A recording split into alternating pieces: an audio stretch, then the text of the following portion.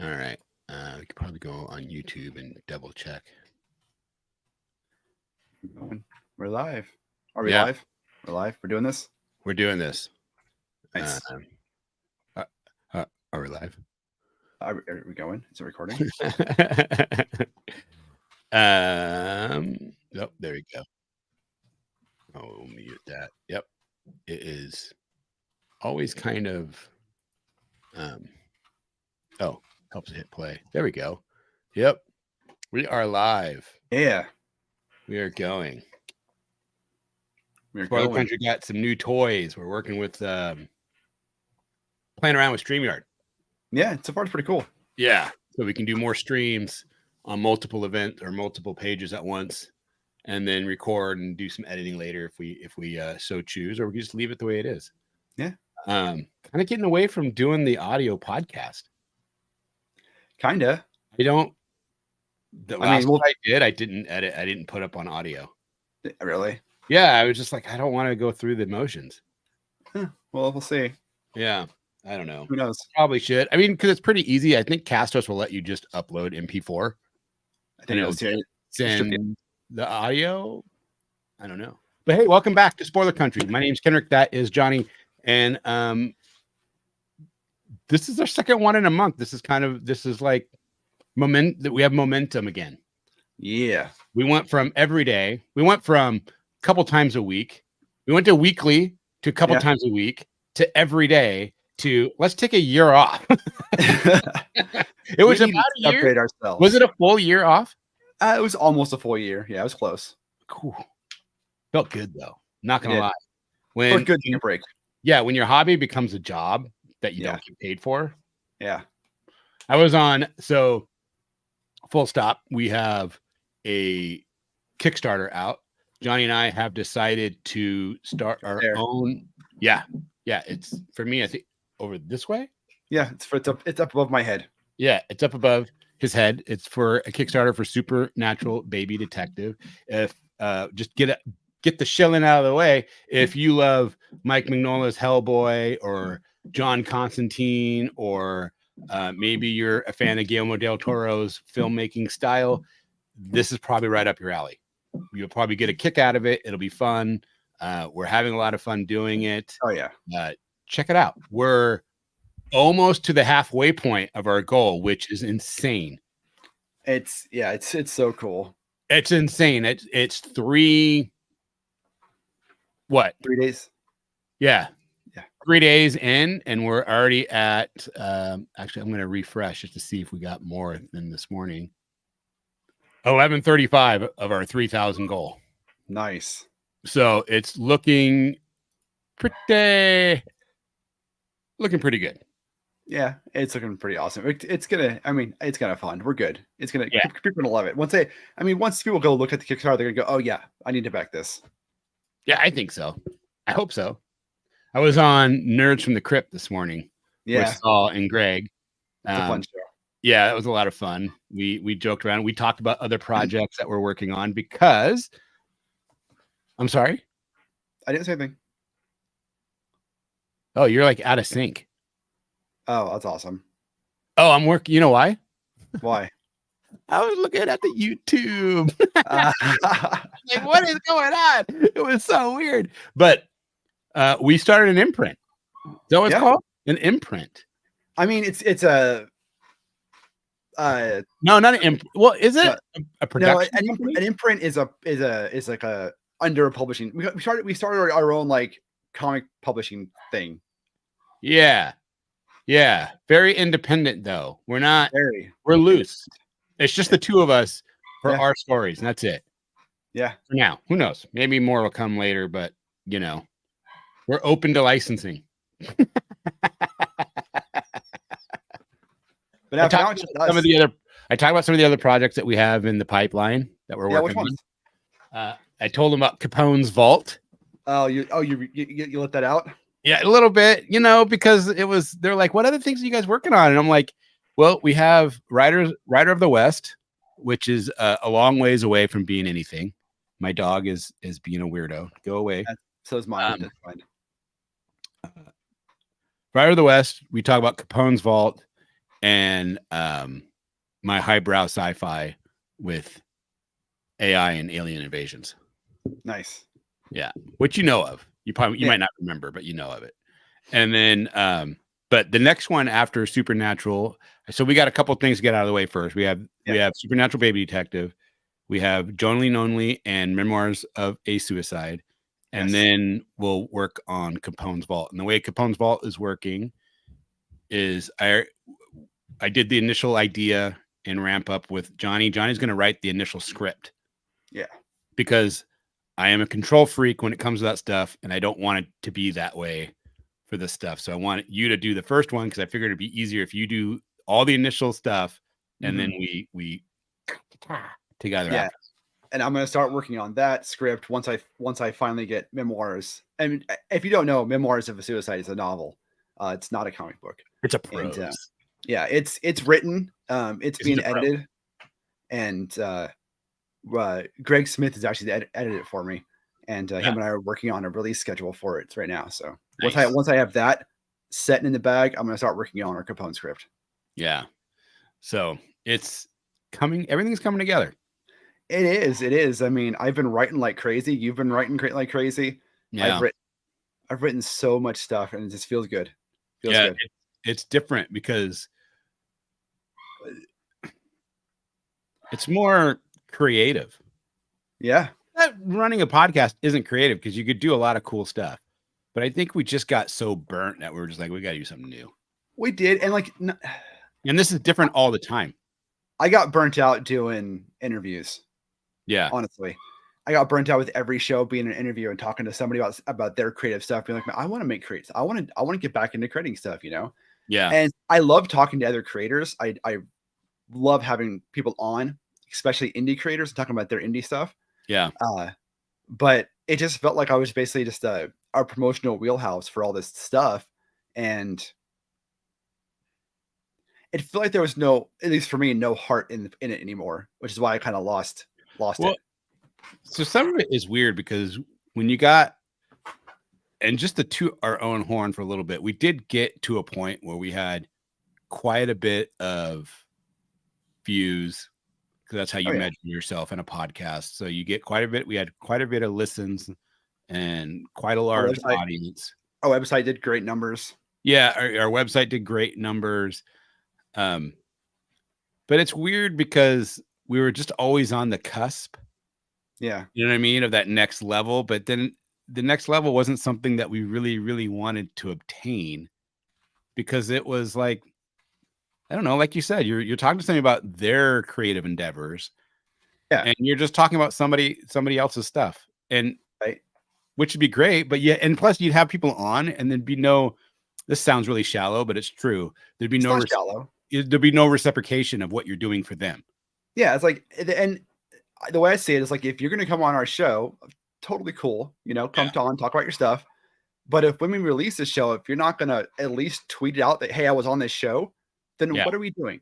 Yeah. Where's, it's free for you to, and it's not independent people. Independent people are great. Like you have an independent Kickstarter and you come on, we know we're going to promote the shit out of it. You're going to promote the shit out of it. And that's the way it's supposed to be. But you have somebody, you have somebody from Hollywood on and it's like I feel like they felt they were doing you a favor. Right. As opposed to, it's like, no, dude, we have 100,000 people hitting our website, seeing your stuff. We're doing you the favor. And to put a pin in it, I don't really care if you come on the show. It's cool to talk to you, but I'm not here to celebrities. I'm here to have conversations about fun stuff I like. Exactly.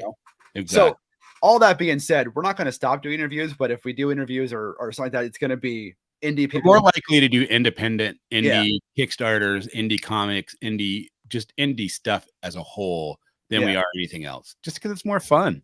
And it's going to be more conversational based, not question based. Yeah. You're more passionate about getting behind what they're doing. Yeah, for sure. It's not a money machine. Exactly. Yeah. You want it to become a money machine for that person. Yeah. But it's not. I don't know. I'm having a lot of fun, dude. Oh, dude. It's been pretty crazy. We're getting up there. We had some cool people actually pledge. Yeah. Which is always fun. I was surprised the amount of people in the industry that pledged to the book. Oh yeah, it's Which just felt good because it was like people that are believing in new blood coming in and yeah, getting a new voice, yeah, because you always worry about the what do they call that, the boys club, yeah. you know? I think for the most part, comics isn't like that. Yeah, Creators, at least, for the most part, creators just want to see other creators succeed. In general, from my experience of talking to people and like seeing it happen over the years, I've yeah, only ever been around a couple of creators who I'm not going to name or talk about that are vindictive or are I need to do better than this other person. Usually, it's like, yeah, man, I'll just give me your stuff. I'll help promote it, or I'll help you push it, or I'll give you advice. Or like, there's so much camaraderie in the community, especially in the indie scene, and yeah, even bringing in professionals too. A lot of them do it as well, where yeah, it's less about us versus them and more about us helping us. yeah, yeah. When I talked to some people and I told them some pros for writing, and I told them my idea for Supernatural Baby Detective, I had more people offering me advice and help than Yeah, anybody, like, without even asking, "Hey, oh, that's a great idea. Think about this," you know? yeah, Michael Tanner gave me an idea for the book, and I couldn't help but think, "Mm, I don't think I don't think my writing at this stage in my life is good enough to do his idea." You know yeah. what I mean? It would have took a lot longer. It was a great idea, but I was like, "I don't know if I could do that." I was like, "I'm gonna just stick with," and I think you gotta stick with what you Yeah, want, what what you're gonna do and see your idea to fruition. yeah. How And excited are ultimately, you for memoirs? oh, dude, memoirs is a 20-year project. I mean, it's Literally, we're in been the 20th year of this. yeah, literally. So I'll go ahead and release some of the dates right now because they're set in stone. But Yeah, February 3rd, 2023, part one, 2024. 2024. Thank you. Yeah, February 3rd, 2024 will be the first part of Memoirs gets released, yeah, and that is the 20th anniversary of um, my nephew Jeremy, who was the inspiration for the book of him leaving the world. yeah, And then part two will release on June 21st, 2024. And that is the 20th anniversary of the day I started writing the novel. oh, nice. Yeah. And then part three will release in October. I don't have an actual day for that one yet. And then we're going to release a collective book of all three parts as one on February 16th, 2025, which Yeah, is Jeremy, again, the inspiration for the book. That's his birthday. nice. So it all kind of lined out with cool dates to make it all work out. Yeah, yeah, that works. That But works. I'm excited. It's interesting. I was so nervous about letting somebody read the whole thing. Yeah, Um, I need to reread it because you've made a lot of edits since I read it. yeah, I was especially nervous about letting like Greg read it, right? Because Greg offered to read it and he offered to be the editor for it, and I was like, I'm Good. nervous because it's a very personal story. There's a lot of. I mean, it's not like it's me or Jeremy in the story, but Right, there's a lot of things in this story that are super personal to me. Like right. there's a lot A of lot of imagery and stuff that means stuff to you. a lot of the anecdotes in the story Yeah, are actually things that happened in my life. Like they're actually stories from my childhood that I rewrote and put into the book, right? yeah, yeah. And I wrote this book not necessarily. I didn't really start writing it to get it printed. I wrote it because I needed to get this An story out of outlet. my head. Yeah. And when Greg read it, and he's like, "No, this is good. We should finish this." Yeah, And it was refreshing to have that to be like have somebody outside of knowing me for a long time. I've known Greg for a couple years, but it's outside of like I don't expect Greg to be like, "Oh yeah, that's good," and not actually mean it. right. But and then for him to be like, "Yeah, let's get That this finished. It's that good." right there is so important. Finding Yeah. somebody that you can trust in their what they're telling you, not just trying to make you feel good about yourself, but saying, Right. "Hey, Right. So it's I don't know. It's gonna feel good when it's published. I hope. My biggest fear is that it's gonna get published and people aren't gonna get the story behind it, and well, it's we've just we've gonna get talked about the trashed. title. We worry about people Yeah, hearing the title and thinking the wrong thing." I do. But the title is so important to the story. Yeah, Because if once you get to the end of the story, the title makes perfect sense. It's yeah, Memoirs of a Suicide, and the quick plot point of the book is a guy who is having issues commits suicide. And this is a story of his afterlife. Yeah. And it is not what it is. Whatever you think is going to happen is not what happens in this book. It's not Dante's Inferno. No, it's not. But I've thought about changing it to just memoirs. I brainstormed some other ideas, but ultimately I'm like, look, this title fits what this book is about. It fits the overall theme of the book.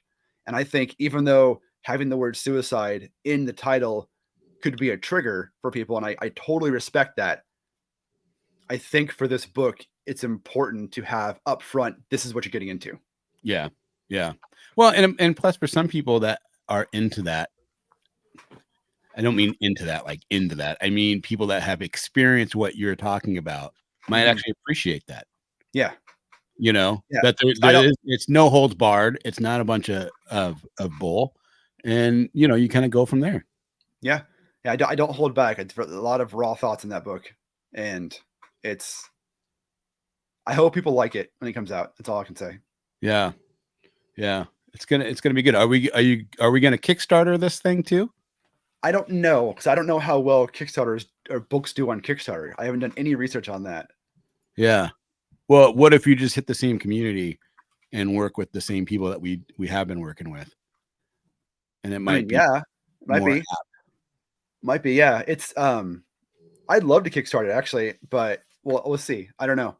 I have no idea how novels do on, especially first time novelists would do on Kickstarter. But hey, if it does, I mean, ultimately we could just do a Kickstarter for a low goal and just to see if people are interested in it, you know?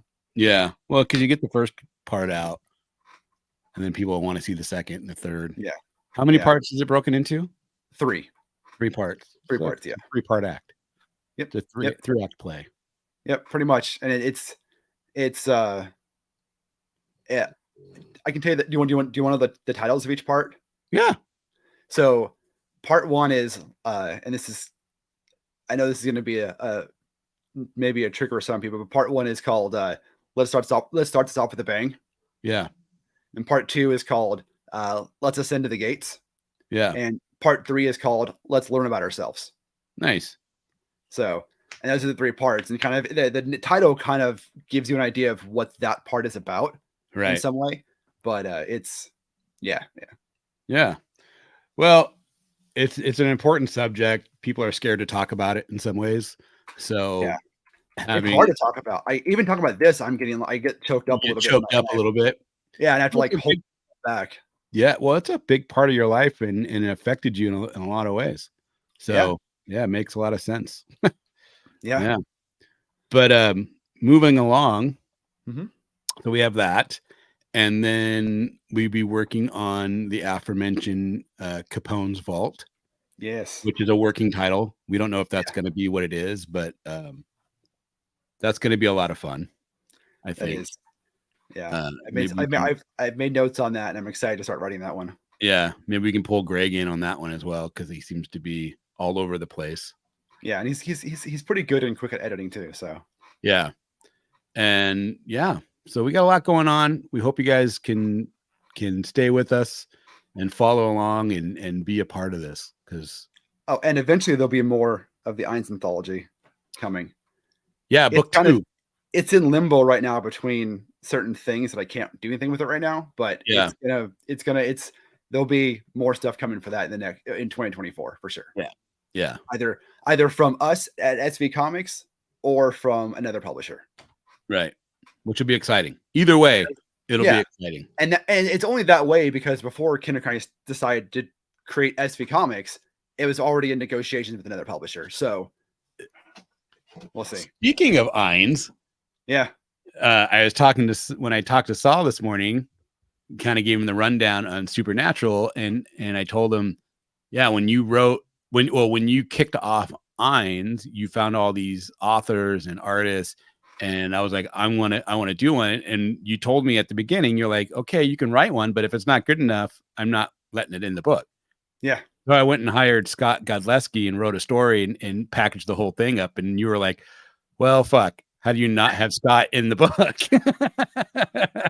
So I kind of think, but Saul said that was his favorite story in the whole book.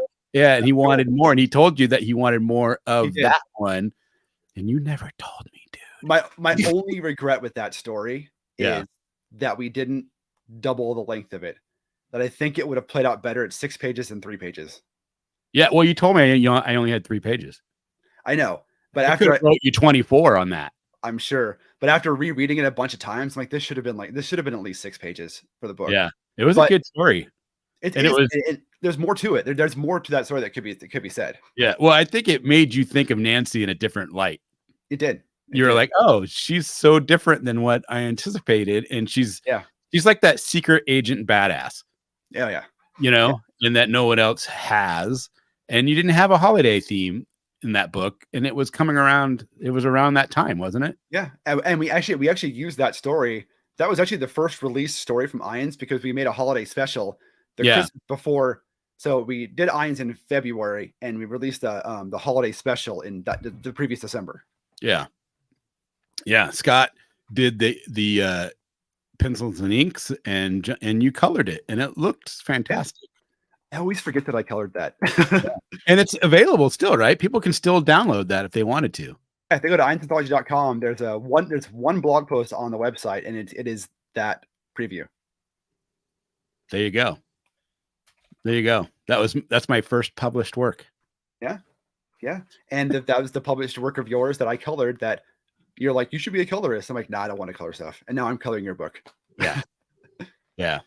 So we got a long way to go. Fun fact, as of right now, I've colored everything you've written. Well, every comic book I've written. Yeah. We're like this. Everything else I've written, none of it has been released because I've finished nothing. Except for this comic. And the comic is good. I think bringing it all full circle back to our beginning, Supernatural Detective is great.